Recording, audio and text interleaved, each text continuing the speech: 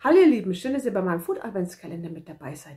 Wir sind bei Türchen Nummer 9 und hinter Nummer 9 versteckt sich das Rezept von ganz leckeren und einfachem Spritzgebäck. Viel Spaß! Für ungefähr 50 Stück brauchen wir 250 Gramm kalte Butter, 250 Gramm Zucker, etwas Vanilleextrakt, 3 ganze Eier, 120 Gramm gemahlene Mandeln und 380 Gramm Mehl. Voraussetzung ist bei diesem Rezept, ihr habt einen Fleischwolf oder eine Gebäckpresse.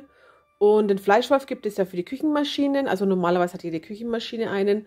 Und natürlich gibt es auch noch einen manuell, also wo man mit der Hand kurbelt. Und dann braucht ihr noch so eine Platte, um Spritzgebäck spritzen zu können.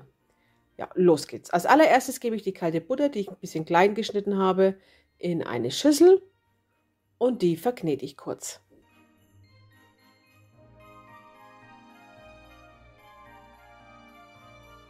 Dann gebe ich noch nach und nach den Zucker dazu, also einfach hineinrieseln lassen.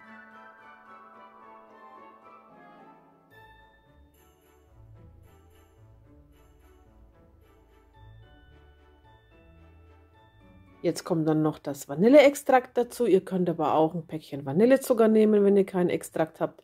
Und das Ganze wird jetzt cremig geknetet. Wenn ihr merkt, die Masse wird cremig, also vermengt sich langsam schön miteinander, kommt nach und nach das Ei dazu. Also einfach ein Ei rein, kurz verkneten und dann das nächste. Ja, und dann kommt auch schon das Mehl mit hinein. Und das gebe ich ebenfalls löffelweise nach und nach dazu.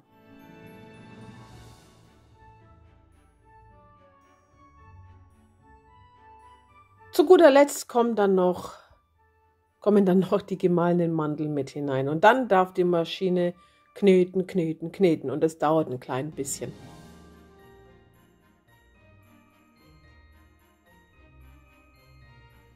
So sah er dann aus. Mein Teig, der war jetzt zu klebrig. Also er sollte fürs Spritzen nicht so fest sein, denn dann funktioniert es nicht gescheit, aber auch nicht so klebrig, denn sonst bleibt alles im Fleischwolf drin hängen. Deswegen, ich habe jetzt den hier nochmal kurz durchgeknetet und für so eine Dreiviertelstunde war er nochmal im Kühlschrank, denn er war wirklich zu klebrig. Also der wurde einfach zu viel geknetet und da wird dann die Butter weich und dann ist es ein Klebeteig. Also habe ich ihn mal kurz durchgeknetet. Und dann durfte er noch mal kurz in den Kühlschrank. Ja, und dann musste ich meinen Fleischwolf an meine Maschine anbauen oder befestigen, nicht anbauen, befestigen. Geht bei der KitchenAid eigentlich ganz einfach. Vorne aufdrehen, Fleischwolf reinsetzen und wieder zudrehen. Und so halt, dass das Teil einfach fest sitzt. Geht ganz einfach. Wie gesagt, ihr könnt auch eine Gebäckpresse nehmen, also das funktioniert auch. Oder ihr nehmt einen Spritzbeutel, das geht auch, aber da muss dann der Teig schon etwas weicher sein. Ja, dann stellt ihr noch ein, welche Form ihr haben wollt. Ich habe jetzt hier die erste eingestellt, aber ich habe sie dann gewechselt auf die zweite. Also ich habe die zweite genommen und den Stern. Hier sieht man es. So, jetzt kommt von dem Teig oben in den Fleischwolf etwas hinein.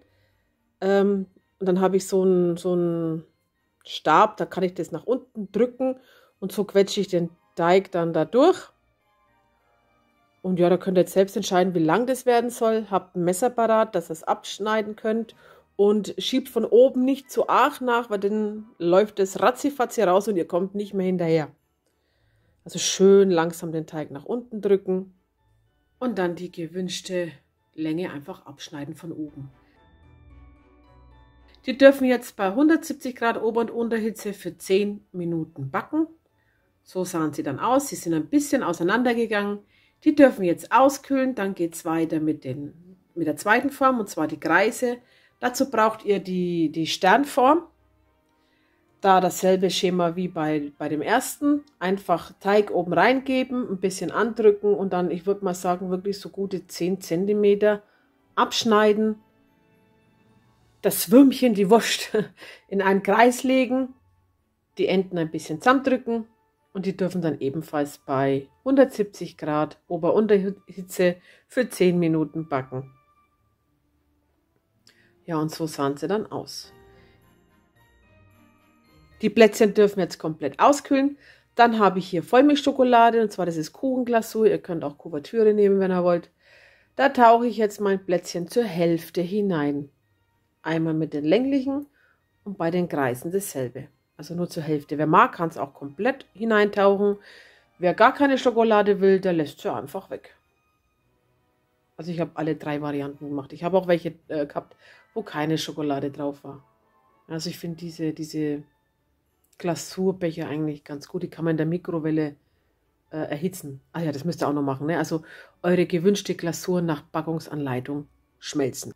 Die kommen dann auf ein Backpapier und da dürfen sie trocken. Und so sahen sie dann aus. Also Spritzgebäck kenne ich von Kindheit an. Also das muss definitiv mit auf den Plätzchenteller. Ja, das war's dann auch von mir. Ich hoffe, das wird euch gefallen. Wenn ja, lasst mir einen Daumen nach oben da. Abonniert meinen Kanal und wir sehen uns ganz bald wieder. Dann wünsche ich euch noch eine tolle Weihnachtszeit.